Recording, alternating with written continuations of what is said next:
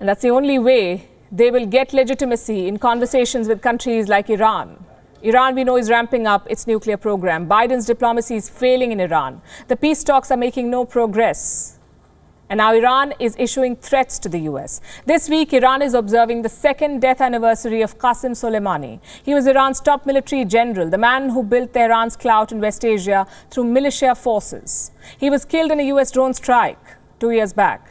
Now Tehran is threatening revenge if Donald Trump, the then US president, is not put on trial for Soleimani's killing. Here's a report. Iran's supreme leader began the new year with this threat. Martyr Soleimani is more dangerous for his enemies than General Soleimani. This wasn't an empty threat.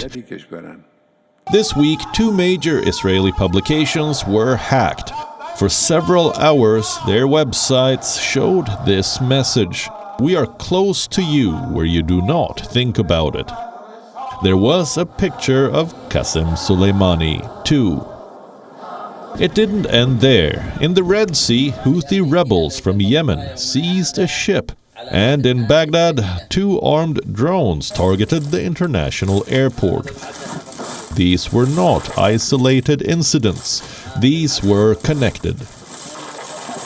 They show the long reach of Tehran and its militias in West Asia. These strikes were part of a plan. They coincided with the second death anniversary of Iran's top general, Qasem Soleimani.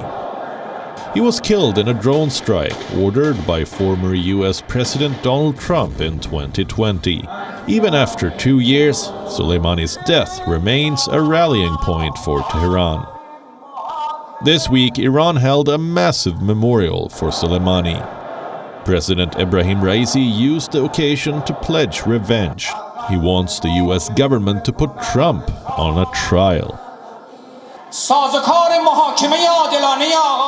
If a just prosecution court is set up for former US President Donald Trump and former Secretary of State Mike Pompeo and the other criminals where they are prosecuted for the shocking crime and they face the consequences of their horrible actions, then so be it. If not, do not doubt that I will tell every American official that the fist of revenge will extend from the sleeve of the Islamic Ummah.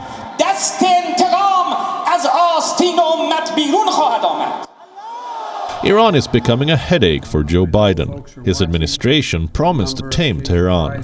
1 year into office, the US president finds himself outmaneuvered. Iran is rapidly building up its nuclear capabilities. In February last year, Iran produced uranium metal. That's a crucial element for nuclear weapons.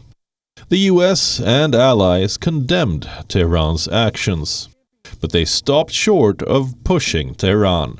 Emboldened, Iran took the next step.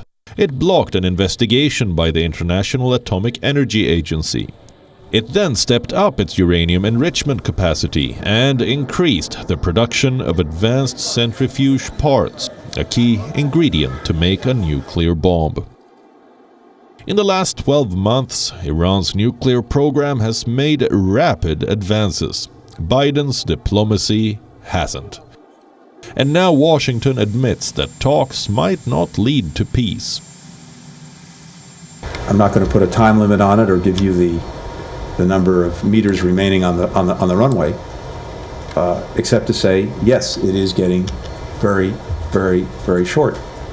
And being able to recover the benefits, the full benefits of the JCPOA by returning to compliance with it is getting increasingly problematic by the advances that Iran makes every single day in its nuclear program. The nuclear deal revival isn't going to plan. And now, Tehran wants revenge for Soleimani. Biden's plate of challenges is full. Striking peace with Iran has been difficult for every American administration since the revolution in 1979. Put under Joe Biden, the challenge looks tougher. Bureau Report, WION, World is One. WION is now available in your country. Download the app now and get all the news on the move.